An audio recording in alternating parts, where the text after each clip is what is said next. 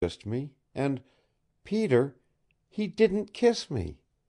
And when he went away he looked so queer, so white-like, and something inside me has been singing ever since.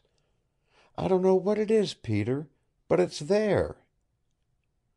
And then, after a moment, "Peter," she whispered, "I wish Mr. Jolly Roger would take us away."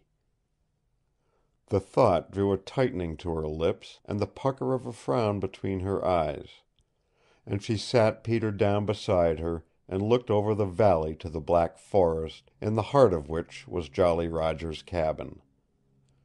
"It's funny he don't want anybody to know he's there, ain't it? I mean, isn't it, Peter?" she mused.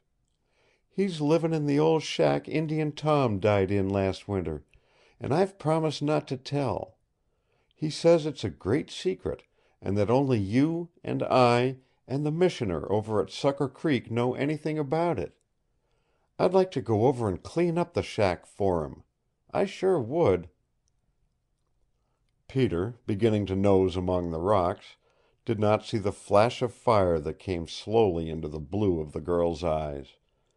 She was looking at her ragged shoes, at the patched stockings, at the poverty of her faded dress, and her fingers clenched in her lap. "I'd do it. I'd go away somewhere and never come back if it wasn't for her," she breathed. "She treats me like a witch most of the time, but Jed Hawkins made her that way. I can remember—" Suddenly she jumped up and flung back her head defiantly, so that her hair streamed out in a sun-filled cloud in a gust of wind that came up the valley. "Some day I'll kill him!" she cried to the black forest across the plain. "Some day I will!" End of chapter 1. Recording by Roger Moline.